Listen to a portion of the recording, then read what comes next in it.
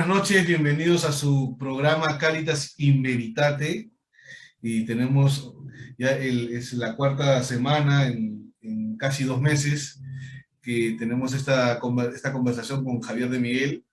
Y para nosotros siempre es un gusto porque nos ayuda a nosotros también a toda la audiencia que nos ve desde la página. Buenas noches, Carlos. Buenas noches, padre. Buenas noches, Javier. Qué gusto tenerte por aquí. Siempre es un honor poder escuchar y ser parte de esta discusión filosófica, en la cual en el día de hoy nos va a tocar tratar un tema vital. Consulta, ¿cuál es el objeto del cual vamos a tratar el día de hoy y a qué se debe la importancia del tema? Adelante, Javier. Buenas tardes, padre Jair. Buenas tardes, Carlos. Muchas gracias de nuevo por la invitación. Y bueno, el tema de hoy va a ser la moralidad de los tributos. Vamos a tratar un tema que confieso que es bastante más específico de lo que en comparación con otros temas que hemos tratado en sesiones anteriores, pero creo que tiene una vital importancia por cuanto es un tema que tiene una afectación universal para todos los ciudadanos. Ser ciudadano prácticamente es sinónimo de pagar impuestos, ¿no? Como una cuestión de hecho, pero como toda cuestión de hecho y como cristianos nos hemos siempre de plantear como todo elemento que forma parte de la vida social está sujeto a un juicio moral. Y por lo tanto, como el tributo forma parte de una necesidad o una supuesta necesidad para la vida social, por lo tanto, también estará sujeto al juicio moral en tanto en cuanto comporta una prestación patrimonial del ciudadano respecto a la autoridad política. Por lo tanto, estará sujeto, como veremos, a las reglas de la justicia y, en definitiva, a las reglas del juicio moral. Siempre, lógicamente, desde una perspectiva cristiana. Es un tema que viene de antiguo, porque, como digo, desde que existe civilización prácticamente existen impuestos. ¿Por qué? Porque hay unas autoridades cuyos costes hay que sufragar, unas infraestructuras más o menos desarrolladas, una vida social más o menos organizada y que, por lo tanto, requiere unos determinados costes que se financian a través de las contribuciones que los súbditos, ciudadanos, llamémosle como queramos en función de la terminología que prefiramos, tienen que contribuir de manera en ocasiones voluntaria, pero la inmensa mayoría de las ocasiones de forma obligatoria. Es un tema tan arraigado en la historia de la humanidad que incluso ya en la Biblia nos encontramos, en las Sagradas Escrituras nos encontramos no pocas referencias al asunto de los tributos. Posiblemente la que más nos suene sea la de Romanos 13, cuando nos dice San Pablo, también por esta razón pagáis impuestos, porque las autoridades están al servicio de Dios y a eso están dedicadas. Aquí San Pablo ya nos da una pincelada de lo que va a ser el hilo conductor de esta conferencia. Es decir, que las autoridades como vicarias de Dios necesitan una serie de contribuciones económicas precisamente para poder cumplir su función.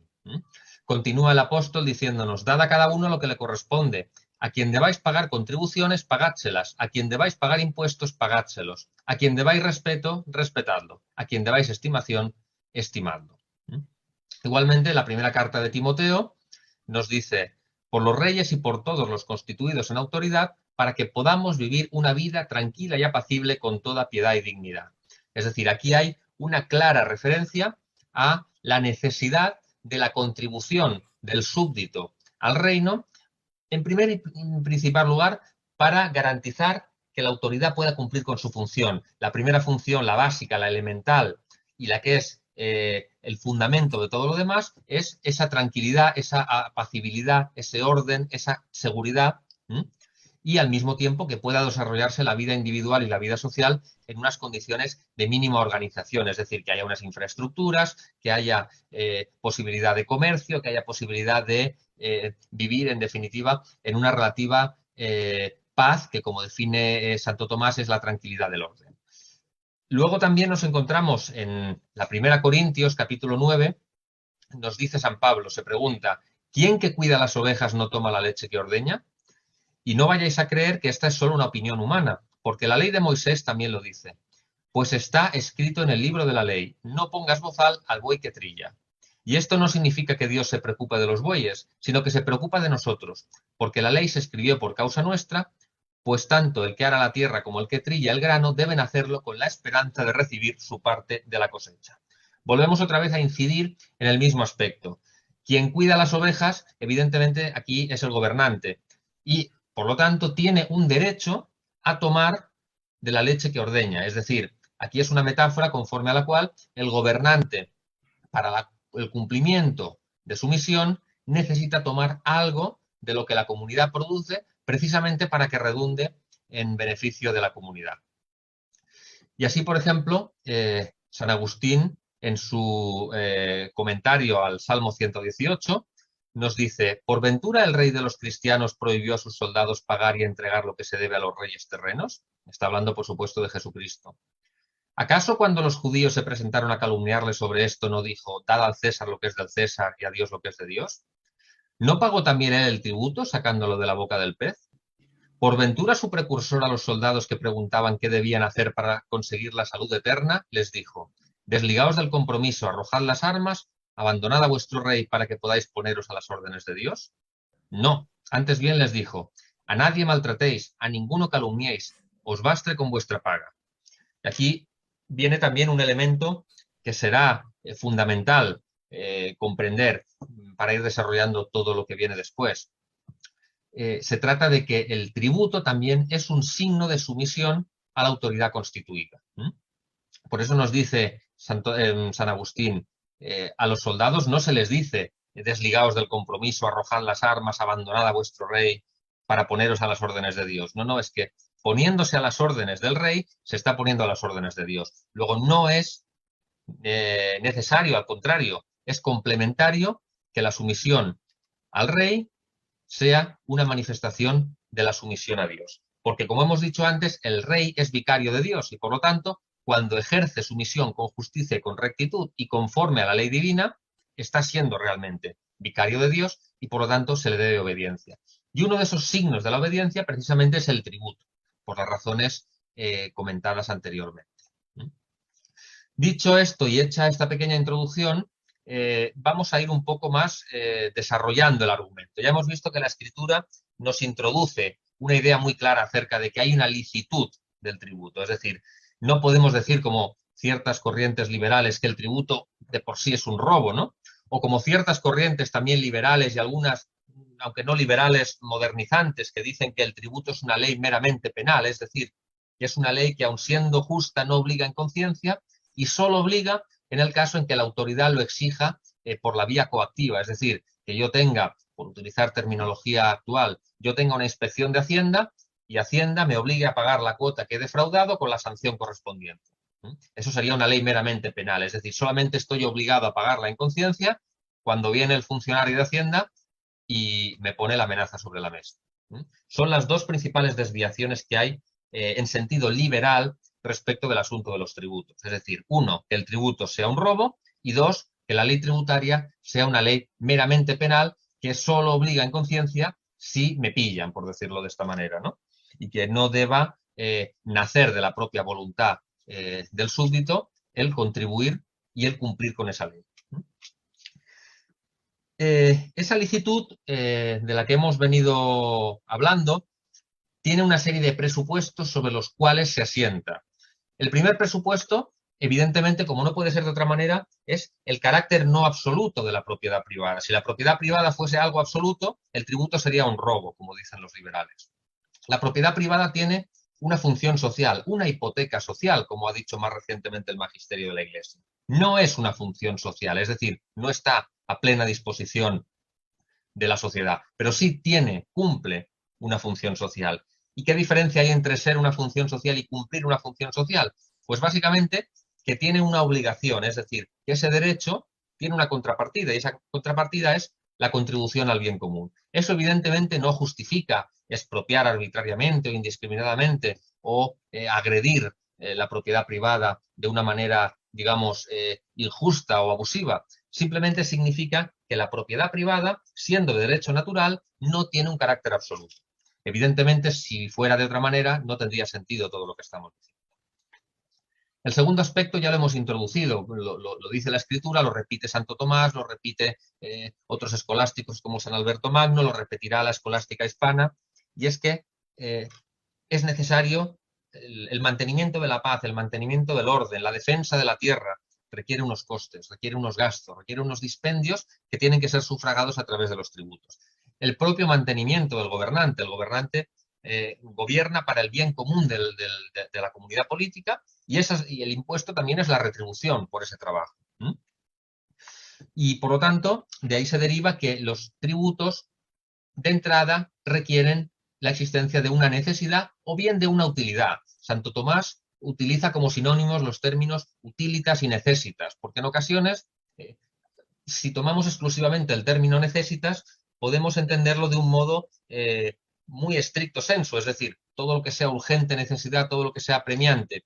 Y no es solamente así, también se habla de la utilitas. La utilitas es todo aquello que sea útil, que redunde en la utilidad de la comunidad política, porque genera pues una vida más próspera, porque genera una vida que permite el desarrollo de los principios inscritos en la naturaleza humana, es decir, permite formar una familia, permite educar a la prole, permite el acceso al culto, etcétera, etcétera. Por ejemplo, Santo Tomás en la Suma Teológica tiene una parte que dedica al tema del diezmo. Y ahora introduciríamos un tema también importante. El diezmo es un tributo, pero un tributo que no se pagaba a la autoridad civil, sino que se pagaba a la autoridad eclesiástica para el sostenimiento del culto y también para el socorro de los pobres. Lo cual implica que aquí realmente el diezmo también era una contribución obligatoria, luego hay una cierta también obligatoriedad, no solo para retribuir la labor del poder civil, sino también para retribuir la labor del poder eclesiástico en lo que corresponde a su jurisdicción, que es el bien de las almas.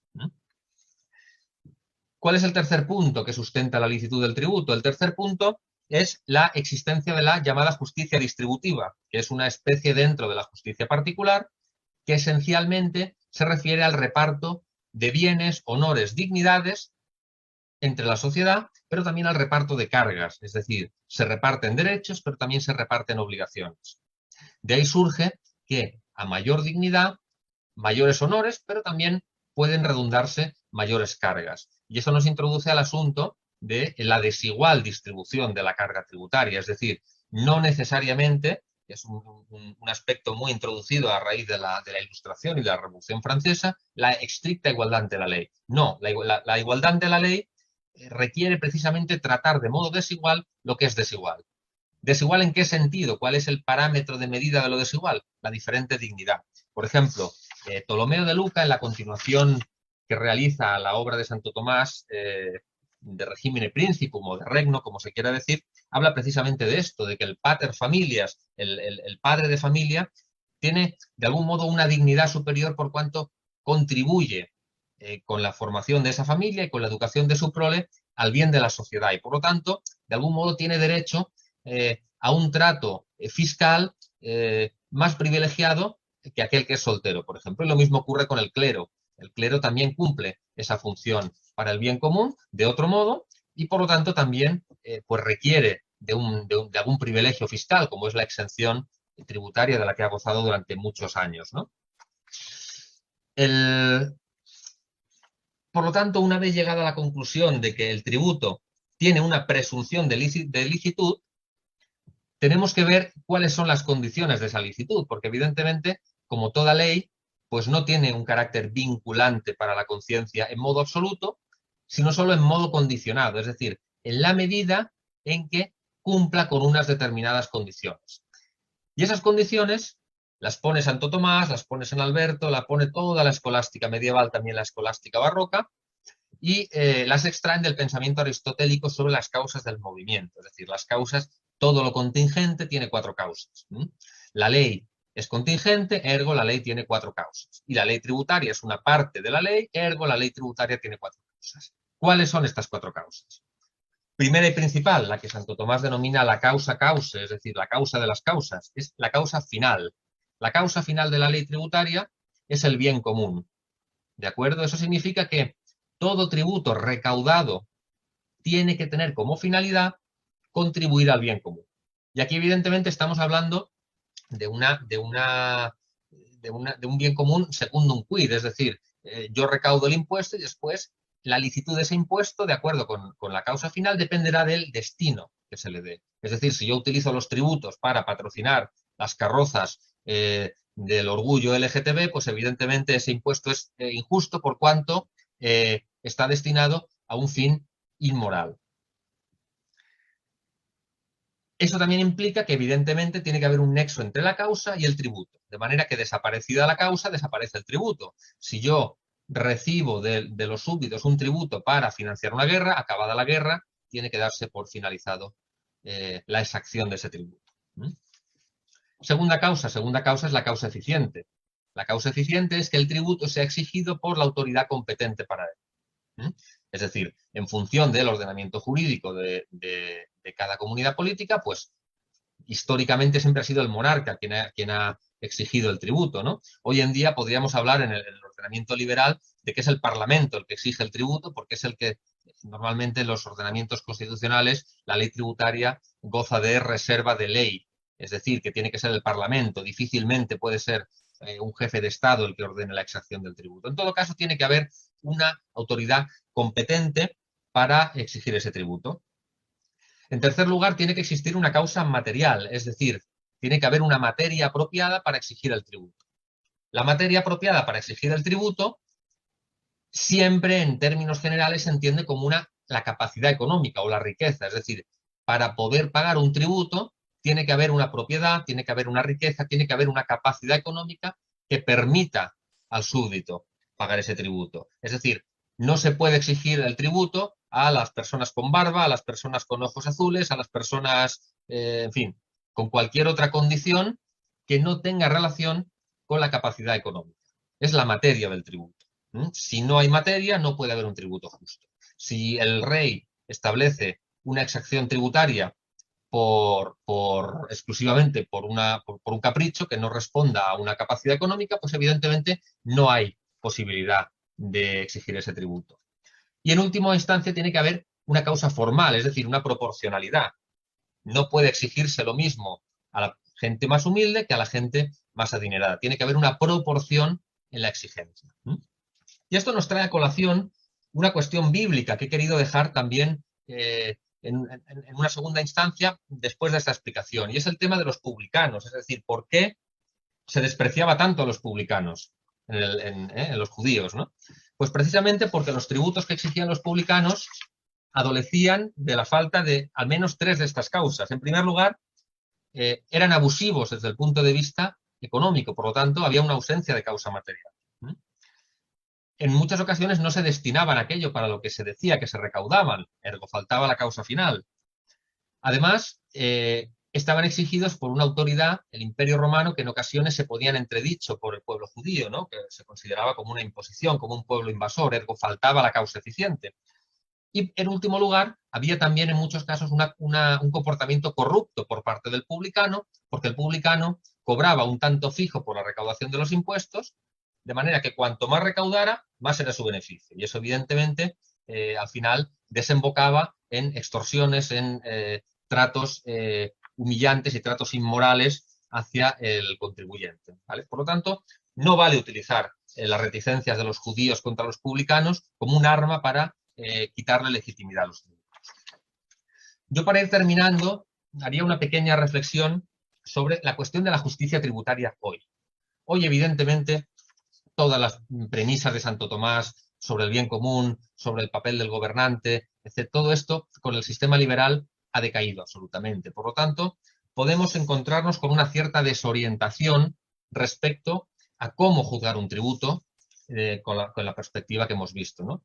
Hoy es muy difícil hablar de un tributo justo porque, en primer lugar, han desaparecido los tributos finalistas. Ya no se paga un impuesto sino se paga un impuesto simplemente y eso va a un saco y con ese saco pues se hace de todo, ¿no? Por lo tanto, es muy complicado determinar cuál es la causa final realmente del tributo. Claro que los ordenamientos jurídicos hoy son profundamente corruptos, con lo cual lo más probable es que la causa final no se cumpla, o por lo menos no se cumpla en un elevado grado, porque evidentemente hay otras cosas para las que sí que se cumple, ¿no? Porque se hacen infraestructuras, se prestan servicios, etc. También hay cambios profundos en cuanto a la cuestión de la proporcionalidad y en cuanto a la cuestión del propio destino, es decir, lo que en Occidente se llama el estado del bienestar, hasta qué punto está legitimado un incremento de los tributos para contribuir a determinados servicios, ¿no? Aquí es una cuestión ya más prudencial, porque ya responde a una cuestión práctica. Hay que tener en cuenta en este sentido la cita que nos trae el propio Santo Tomás en la obra de Regno, ¿no? Que nos dice: las exacciones y tributos multiplicados en el pueblo, si no es con causa urgente como es la conservación de la ciudad o la provincia, conturban a los súbditos y son causa de disensiones. Por lo tanto, la cuestión tributaria tiene que estar presidida siempre por la prudencia y partiendo de la base de lo que hemos dicho, que creo que es lo importante que se quede como conclusión. Existe una presunción de licitud de la ley tributaria, pero también la ley tributaria está condicionada al cumplimiento de toda una serie de requisitos que se necesitan para validar su licitud. Bien, el tiempo se nos ha hecho cortísimo, muy corto por algunos problemas técnicos, y no quisiera aprovechar este poco tiempo que nos queda. Decir que es muy importante recalcar uno de los mandamientos de la Madre Iglesia, que son aparte de los 10 mandamientos, de ayudar económicamente o ayudar a la Iglesia en sus necesidades, lo cual sustenta la moralidad de los tributos. Ahora, por otro lado,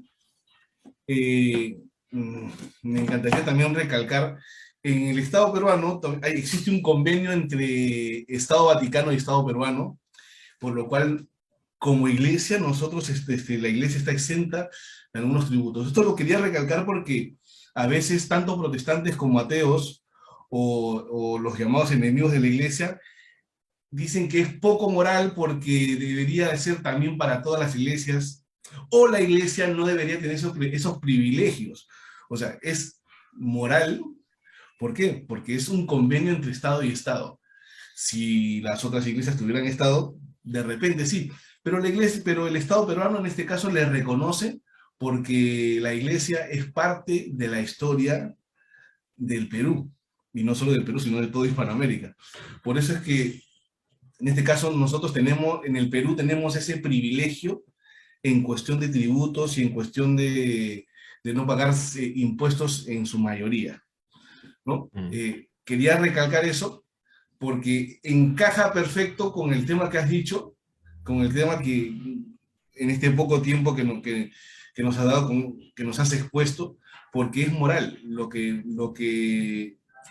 nosotros vivimos como nación aquí en el Perú y sobre todo dentro de la iglesia.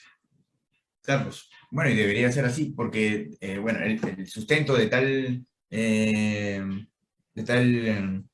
digamos, facilidades que se le da a la iglesia es por un tema de tributo, de que la humanidad debe reconocer que la iglesia es la única que nos puede llevar a ese bien común que no puede abarcar el Estado, que es la salvación, llevar a las almas al cielo. Y es en razón de ello que la iglesia debe tener sus privilegios. Pero la iglesia, porque es la única religión verdadera, las demás no tienen esa proyección hacia el bien común. Por lo tanto, así venga un convenio para darle esos privilegios, ¿no? Que la Iglesia Católica tiene a otras ideologías y religiones entre comillas y demás, pues que un católico siempre tendrá que decir que no, rotundamente que no. Y actualmente nuestro gobierno nos quiere quitar esos privilegios porque ya no figura la iglesia como, por ejemplo, en pagar el agua, ya no sé, poco el tiempo, sino ahora ya nos quieren ver como situación comercial. Bueno, imagínate, como si fuera un negocio. Pero bueno, este tema de la moralidad de los tributos nos ha venido muy bien en el contexto que estamos viviendo. Javier, ¿alguna última recomendación para los católicos y toda la gente que nos está escuchando respecto al tema? Bueno, yo insistiría en el asunto del discernimiento, es decir, como he dicho y como sabemos, pues en el día de hoy los ordenamientos jurídicos están tan lejos de la justicia, están tan lejos de los fines que la naturaleza les impone, tal y como lo reconocieron pues desde el aristotelismo, pasando ya por toda la escolástica, etcétera, en definitiva el pensamiento cristiano, incluso hasta el magisterio de la Iglesia, ya en el siglo XIX y en el siglo XX, que han reconocido esa licitud de los tributos, pero evidentemente hay una cuestión prudencial y una cuestión que es muy evidente para todos y que el poder político está fundamentalmente corrompido, lo cual deja herida, aunque no muerta, esa obligación en conciencia que hay del pago de los tributos. Eso nos deja abierta la puerta a lo que se entiende como fraude fiscal. Evidentemente, hay una parte sobre el destino que se da a los tributos que es inmoral, ya lo hemos dicho. Por lo tanto, la mayoría de moralistas contemporáneos, es decir, que han hecho sus juicios morales en el contexto socioeconómico y jurídico contemporáneo, han traído un poco a colación esta conclusión. Es decir, podría ser lícito un cierto fraude fiscal en la medida de las circunstancias personales de cada uno. Es decir, no es lo mismo la persona que tiene problemas para llegar a final de mes que el que tiene un capital más acaudalado. Pero es que también es una cuestión, insisto, de destino y por lo tanto, si los impuestos se destinan en una determinada parte, que luego a la práctica es muy difícil de determinar con exactitud, pero sabemos que hay una parte importante que se destina a fines inmorales, pues no hay obligación de contribuir. Como han desaparecido los impuestos finalistas, no podemos no contribuir del impuesto X y contribuir del impuesto Y, sino que al final es un porcentaje, una proporción. Y eso es lo que el cristiano debe discernir de modo prudente y siempre muy apegado al magisterio y no apegado a las ideologías, ni liberal, ni socialista, etcétera, ¿no? Porque esas ideologías desvirtúan el recto pensamiento y nos llevan por vericuetos que a menudo nos conducen al error moral y por lo tanto ponen en peligro la salvación de nuestra alma. Bien, muchas gracias, Javier de Miguel. Ha sido un gusto, ya se nos ha acabado el tiempo. Hacemos una pequeña oración. Gloria al Padre, y al Hijo, y al Espíritu Santo. Como era en el principio, ahora y siempre, por los siglos de los siglos. Amén. En nombre del Padre, del Hijo y del Espíritu Santo. Amén. Muchas gracias, Muchas gracias, Javier. Gracias, Padre. Gracias, Carlos. Un placer, como siempre. Un abrazo. Un abrazo. Nos vemos. Gracias. Adiós. Adiós.